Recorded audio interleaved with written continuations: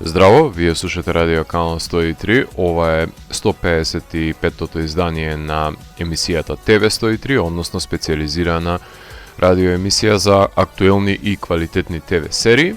а ова ќе биде последното издание на емисијата ТВ 103 во рамките на својата 7-ма сезона.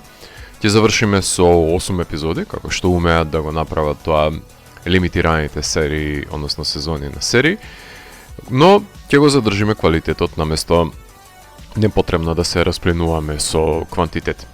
Покрај тоа што ќе ви говорам за сите серии кои ги изгледав во јули како предјадење, на главното мени издвоив две серии кои на различен начин приоѓаат на стравичните прикази. Едната низ амалгамирањето со комичните агенси ни овозможува поглед во животот на проколнатиот остров, додека пак другата преку реваншизмот се обидува да ги порамни сметките и неуспешно компензира за животот поминат за решетки. Односно денес ќе ви говорам за Widow's Bay и Cape Fear и нивните први сезони, затоа што беа најквалитетните серии за јули и завршија во собата за испрашување во 103. А емисијата ја започнавме со неколку композиции кои се наоѓаат на вториот албум на Royal Sons, именуван како Matador, односно ја слушнавме Razor's Edge, Insert Your Popstar Here и Mr. What's His Name. Во продолжение ќе слушнеме и насловната композиција од албумот Matador на овие одлични рок-н-рол стонери. А доколку сакате да дознаете кои се најквалитетните ТВ серии за јули, тогаш вие сте на вистинската фреквенција која понира од сферата помеѓу појавното и имагинарното, кај што се крие еден притаен меѓусведно дајќи можности за одгатнување на енигмите на постоењето. Јас сум Златко Ѓелевски, а вие останете вклучени. Започнувам програмата на ТВ 103.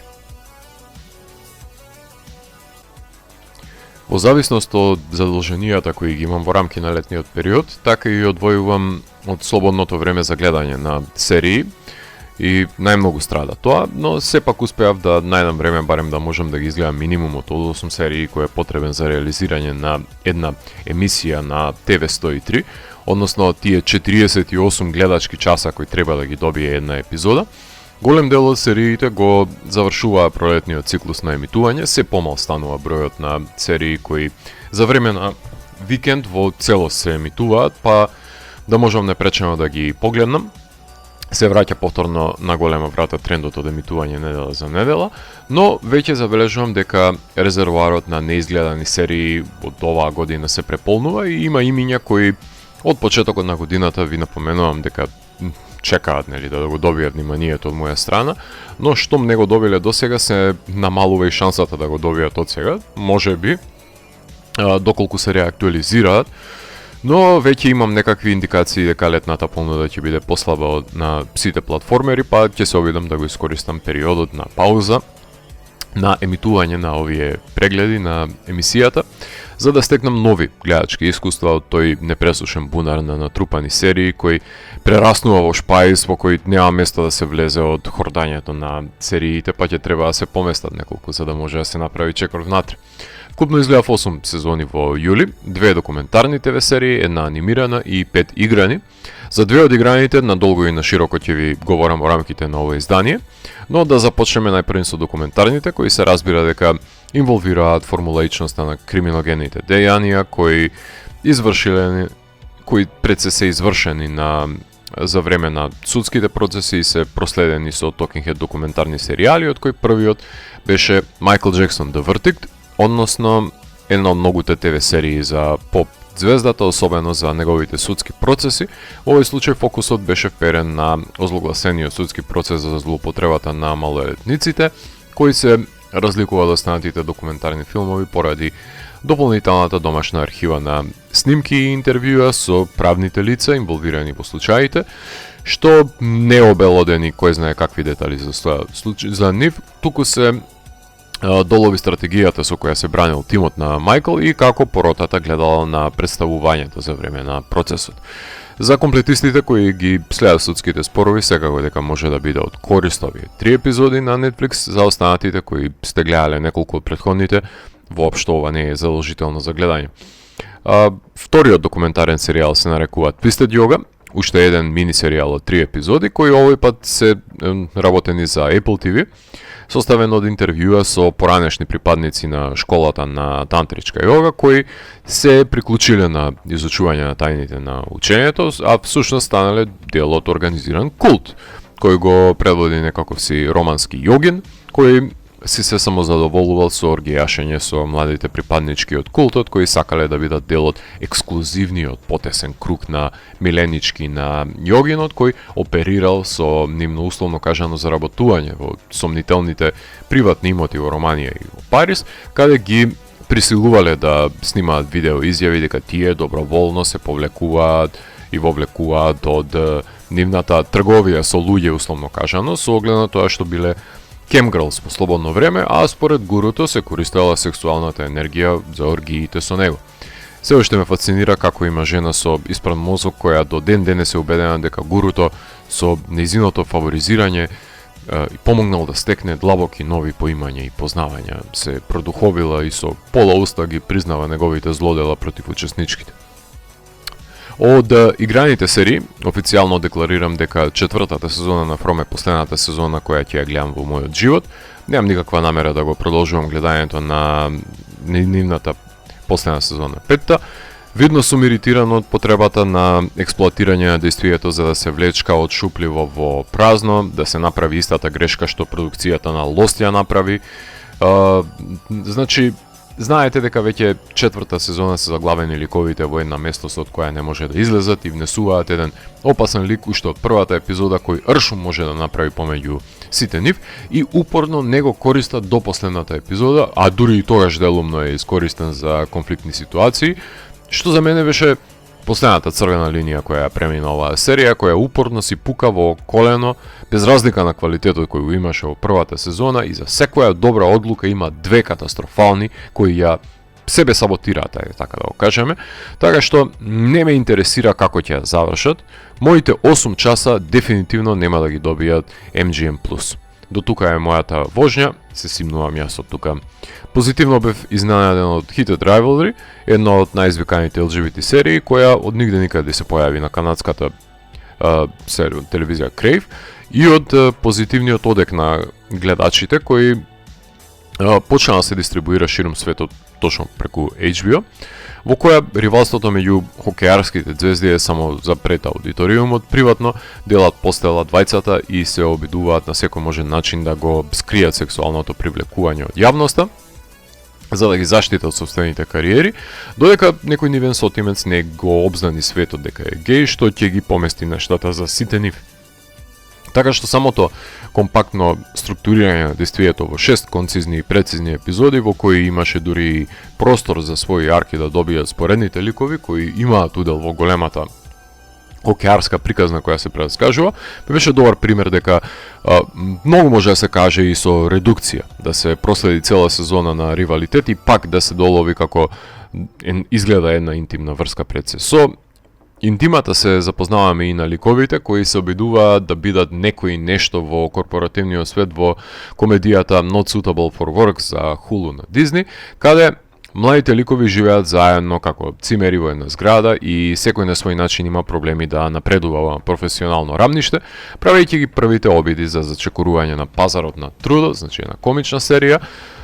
без разлика дали е инвестиционо банкарство прашање, новинарство, актерство, односно медицина или па фешн индустријата,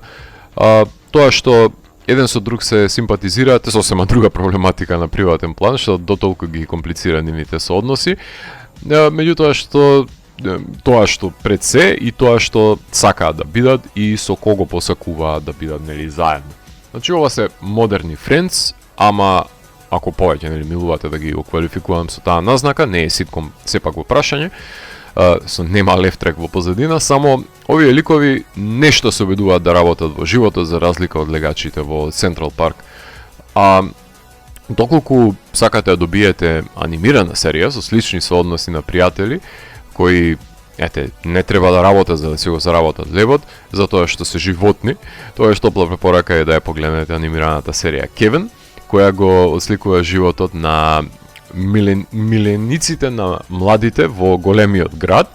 како се обидуваат да го најдат своето место во него, одејќи си од закрилата на домовите и престојувајќи во прифатилиште за животни, чекајќи го денот кога ќе им пристапи идеалниот газда и ќе ги посвои. Јас бев купен на серијата кога дознав дека Обри Плаза позајмува глас и ја продуцира, а персиска мачка е Џон Вотерс. Толку. Може би не е ова Ралф Бакши и мачката Фриц, за кој што јас би уживал повеќе, но ја доловува таа њујоршка инди филмска сцена, меѓутоа низ призмата на анимираните ликови кои се обидуваат да преживеат на улица, така што топла препорака е оваа серија да ја погледнете. Не поради стилските решенија и начина на кој што е нацртана, туку поради вештите дијалози кои ги имаат. Тоа значи дека се намали бројот на серии кои гледам недела за недела, затоа што привршуваат со своето емитување пролетните, односно ќе дојде крајот и на моето уживање во анимираната Рик енд Морти, например, серија која е на вистина и богатство да се гледаат одлепените авантури на недоделканите протагонисти кои упропастуваат се што ќе се нафатат да прават со нивните суети. Исто така секогаш ќе најдам задоволство во монолозите на Колин Фарел и неговите вонземјански детективски авантури во серијата Шугар, која втора сезона исто така се ближи до својот крај. Пробав да ја гледам Криминал Рекорд втората сезона, но признавам дека тешко ми оди навлекувањето пак назад и немањето на интерес можеби го прави и неинтригантниот случај и паузата помеѓу сезоните. Многу тешко ми е да навлезам во вторите сезони, токму поради таа временска пауза која што се случи и оддалеченоста помеѓу ликовите која што имам, освен во некои серии каде што буквално влегувањето во втори сезони ми е како вчера да завршила првата, значи толку силен впечаток го ставиле на мене со првите сезони, или па имаат дистинктивни ликови кои едноставно не морам да ги знам нивните имиња, меѓутоа ја знам нивната функција која ја имаат. За некои од овие и тешко и дека се сеќавам за карактерните особености. Лаки исто така ја гледам и Сайло со првата и третата сезона. Тие ми се на неделната агенда, така што ќе видиме понатаму како ќе се развиваат. Прерано е сепак да коментираме, сепак се само почетни епизоди во прашање. Ги избирам и чекам да излезат комплетно поголем дел од серии, меѓутоа Star City беше една, да бидам искрен, една од неколкуте кои вреди за напоменување, затоа што многу серии има кои не ме танкираат без разлика што се емитуваат. Тоа значи дека летото ќе треба да се нурдам подлабоко во бунарот на завршени серии кои стојат во тој дигитален шпајс, односно Devotion, Obedience or Betrayal, The Witness, Bring Me the Beauty Model Cult, Betrayal, Secrets and Lies, Love Story, Monarch Legacy of Monsters, Paradise, DTF St. Louis, Invincible, Daredevil, Born Again, For All Mankind, The Testaments, Half Man, Off Campus, The Nightmare Upstairs, What Happened to Ty and Bryn, The Yogurt Shop Murders, Kylie, Legends, The Hawk, Ride or Die, Worst Neighbor Ever. Ова е листата на серии кои си ги чекаат своите 2, 3, 4, 5 до 8 часа да бидат одвоени од моја страна за нивно гледање. И чисто информативно, сериите кои се во оптек, но не го привлекле моето внимание, што па не значи дека не би сакал вие да ги погледнете и да ми препорачате дали вреди нешто да се инвестира во слободното време и внимание за квалитетот кој го поседуваат, или па е изоставен во Ел со првата сезона на Prime Video, The Five Star Weekend со прва сезона на Peacock, Ransom Canyon, втора сезона на Netflix, Star Trek Strange New Worlds, четврта сезона на Paramount+, Stuart Fails to Save the Universe, прва сезона HBO Max, President Curtis, прва сезона на Adult Swim, Walking Dead, Dead City, трета сезона на AMC+, Furious, прва сезона на Hulu, Frightland, прва сезона на Stars, Avatar The Last Airbender, втора сезона Pompeii, Out of Time with the Tom Hiddleston, потоа Human Vapor, исто така прва сезона, Little House on the Prairie, X-Men 97 втора сезона и Trying петта сезона. Тоа се сериите кои што моментално се емитуваа во јули, кои можеби го имаат привлечено вашето внимание. Слободно коментирајте доколку некој од нив сте погледнале и препорачајте, или па кудете доколку сметате дека не го заслужува потребното внимание. Ќе направиме тука една кратка музичка пауза. Во продолжение на емисијата ќе слушаме heavy psyche бендови кои што имаат силни hard rock и рифаџиски влијанија. Од стонер провениенцијата, односно слушаме Уга Буга со композиција од албумот Valley of the Wolf, Slow Goat ги слушаме со Where the Wisest Fear to Thread. Тоа е нивното ново студиско остварување. Reason, исто така пријатно изненадија со Cycles in the Infinite Dream. Shadow of Jupiter ги слушаме со Bones и Tales of the Mare од композиција од нивниот албум Chapter 3. Потоа се враќам во етер да ви говорам за првата серија која целосно ќе одобие вниманието од нас, односно Widow's Bay. Widow's Bay е американска хорор комедија, ТВ серија создадена од Кейти Дипол, која секојаш ја бараат кога треба да се направи женска итерација на воспоставен кинохит, како што беше у случај прашањето за женскиот Ghostbusters или пак ционите комедии како The Hit, Spy, Snatched, за телевизијата пишуваше и за Park and Recreation, така што има работено и во двата медиуми. Серијата е работена за Apple Plus, односно Apple TV, која без разлика што има, јас лично имам пизма кон нивниот затворен систем на работа, сепак се стримерот кој фрла најмногу пари за најквалитетна понуда меѓу стримерите, која настрада стриминг војните го зазеде на некаде 10-тото место заедно со Peacock со 45 милиони претплатници, иако недостижен изгледа Hulu со нивните 65 милиони пред нив. Тие има моментално една од најгледаните серии, односно третата сезона на Silo, потоа таму игра и втората сезона на Sugar, првата сезона во тек е на Lucky исто така, си има своја висока гледаност, и Cape Fear, само што заврши пред некоја недела Maximum Pleasure Guaranteed, така што ретко можам да кажам дека се гледам на некој од стримерите од нивната понуда, како што тоа можам да го бречам на пример за нив, а од нареден месец ќе почне и со новата сезона Dark Matter, Lesson, Brothers. Мислам дека врвот го достигна со пролетниот квартал. Летото ќе им биде послаба нивната понуда, иако деновиве дрско го најавија во јануари Neuromancer, односно ТВ адаптацијата. Така што за мене се најголем играч за квалитет помеѓу платформерите. Серијата одлично испакувана во 10 епизоди од половина сат, што значи ја користи предноста на комичниот формат од пола сат, но тоа кога е смешно, кога е страшно, со тој нивен пристап на хорор комедија како поджанр, ситуирано во 30 минути. 2 епизоди пуштени на 29 април, а потоа ја емитуваа недела за недела и немав намера за таа доза да се препуштам на агонијата на гледање и чекање до 17 јуни, односно им требаат 2 месеци да завршат со емитување, а мене 2 дена да ја избинџам по 2,5 сати на ден и да уживам во секоја секунда од оваа 5 часовна серија. Серијата се одвива во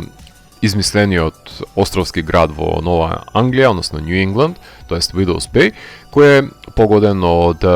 вековна клетва која носи разни надприродни зла на островот, само што тоа упорно на почетокот го негира незиниот градоначалник, односно Том Лофтис, глумен од Метју Ривз, кој во манирот на ајкула на Спилберг сака да се развие туризмот и да остане неговиот остров Мартас Винјард, и ќе му успее со помош на артиклот за новата скриена туристичка дестинација, како што ќе биде наречен, само што на тоа место има бројни клетви кои подхрануваат мал милион надприродни битија, кои постојано се материализираат наоколу и прават зулуми,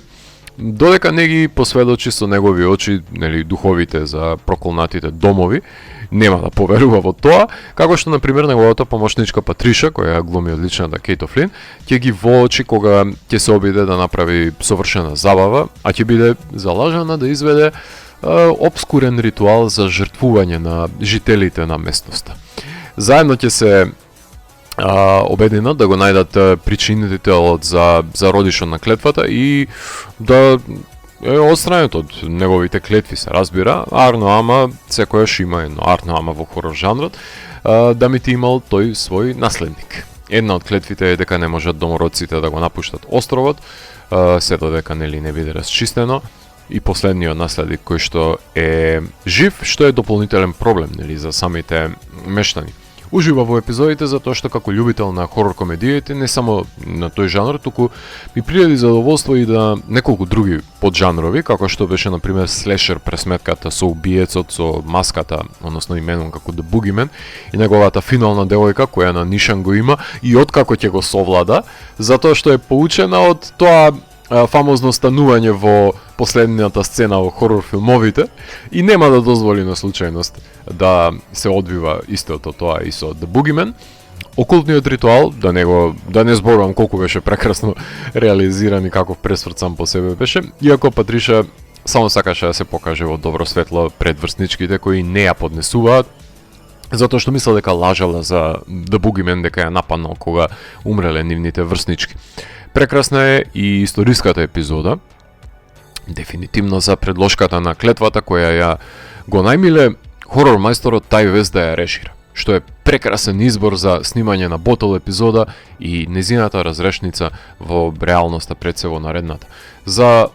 младите е туристичко место каде нема што да се прави и ужасно сакаат да се заминат кога ќе станат полнолетни. За возрастните е проколнат дом во кој толку многу се озборува што не се поднесуваат еден за друг и кога ќе треба да се скријат од ураганот во скривницата и откријат дека тоа да ми ти било губилиште, ќе се затекне пред се со одветна паника помеѓу нив. Ова е нај-Стивен Кинговска серија која не се базира на негово дело, која има заедницата на верници и неверници, а го има и Хиро Мураи да ги режира клучните епизоди на овој серијал. Значи, може една паралела да направам со Wayward Pines, со Botkins, со Yellow Jackets, Fortitude, Fargo, Midnight Mass, Stand Against Evil, Haven, Castle Rock, се што нема да биде, например, From, па да одиме до комичната дестинација, доколку може да се направи тоа од Twin Peaks или од Ири Индијана. Сите овие серии на еден или на друг начин допираат до веќе видената премиса на серијата, меѓутоа таа е одлично спакувана и сервирана за сечие уживање. Секој ќе си најде некаков си фаворит за кој ќе навива или нема да навива во серијата. Против него се разбира. Дури и кога ќе пребарувате за серијата на Google, ќе ви се појави првиот резултат да ве поправи, односно Google да ве праша Did you mean the next Martha's Vineyard and definitely not Крст, што е референца на која што најмногу се гордее градоначалникот на местноста која често ја говори, пред да свати дека стварно е проколнато местото и тој на секој можен начин инволвиран во решавањето на клетвата, како стопан на островот, но и нејзин продолжувач, нели? Како што ќе да знаеме во епилогот на серијата, што беше убав пресврт и ќе си погледнете за да сватите самите зошто не е толку лесно човек да се замине од островот. И додека Охридско, Преспанско и Дојранско езеро стануваат непосакувани дестинации за нашите филмаџи за да снимаат домашна хорор комедија, не е таков случајот и со ова фиктивно градче во Сад, каде клетвите пред се не е толку лесно да се отстранат, барем не без неколку жртви од мештаните, а и од дојденците, за да се задоволат нечестивите сили кои што роварат таму. Ќе направиме тука една кратка музичка пауза, преминуваме на Doom бендовите за денес, односно ги слушаме Атабас со композиција Tulsa Doom од нивниот нов албум Salem, потоа ги слушаме Wizard Master со композицијата I Am The Member, што е една култистичка композиција од нивниот албум Vitriol, и Draglord ќе слушнеме со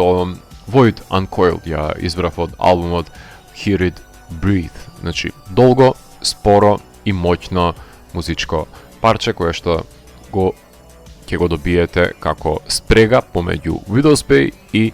ТВ серијата за која ќе ви говорам за крајот на емисијата и последната за оваа сезона, Cape Fear.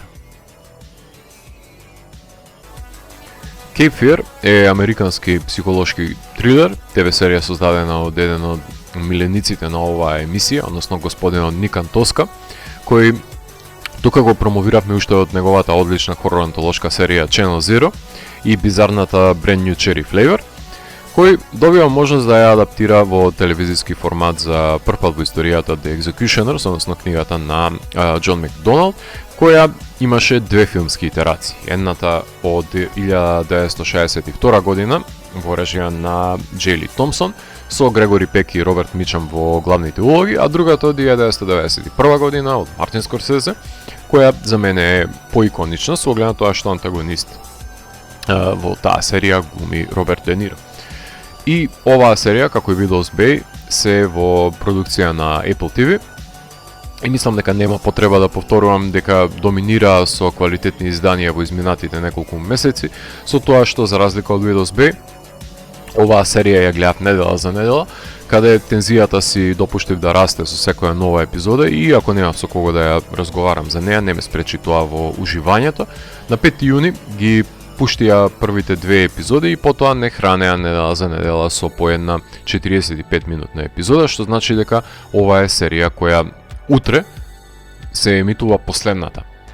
епизода од сезоната, финалето. Ретко си дозволувам да говорам за серија доколку не е завршена, но штом ова е последна епизода за оваа сезона на TV103, не сакав да чекам до почетокот на наредната сезона за да ви говорам за Cape Fear и одлучив да анализирам додека е се уште свежа, додека раните се отворени, иако сме во очекување на финалето во кое пресметката помеѓу двете страни е повеќе од неизбежна. Сезоната брои 10 епизоди, ќе брои, се извинувам. До сега се излезнени 9, со оглед на време траењето, не знам како би можело ова да се бинџа, бидејќи трае доста. Барем сега за сега имаме 7,5 сати материјал за гледање. Не верувам финалето дека би било под 40 минути, што значи дека над 8 сати ви се потребни да ја изгледате. Тоа што можеби е најдобро да ја гледате во 2 големи 4-часовни парчиња или пак 3 дена по 2,5 сати. Одлучете сами како ќе ја дозирате. Долги се епизодите, ама во секоја од нив има подмолна игра која Бардем ја игра со своите глувци, односно семејството на адвокати. Премисата за реваншистичкиот трилер е идентична како и книгата и филмовите, односно предводена од ликот на Макс Кеди, кој тука е глумен од личниот Хавиер Бардем, колегата металец во Холивуд, злобен и непроменет поранешен затвореник кој е ослободен од затвор и се одмаздува на Ана Боуден, глумена од Еми Адамс, адвокатката која го застапувала пред 17 години претходно на суд,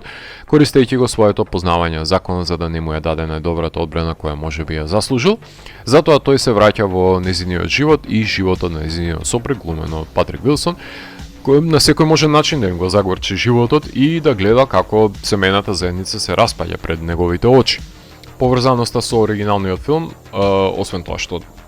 е постојачка,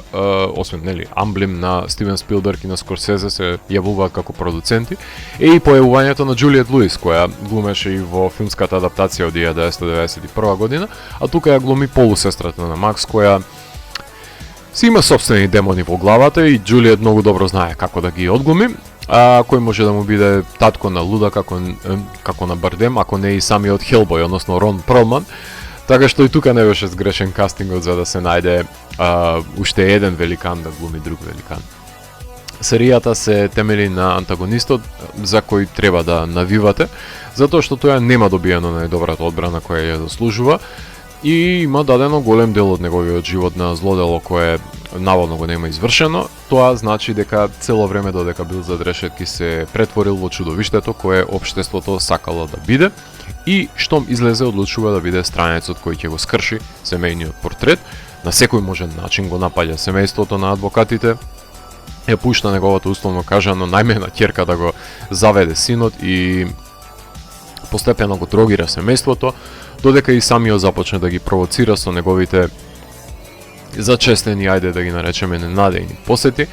додека и не ја купи куќата со штетата наспроти нивната и се засади во нивна непосредна близина и го чека моментот кога тие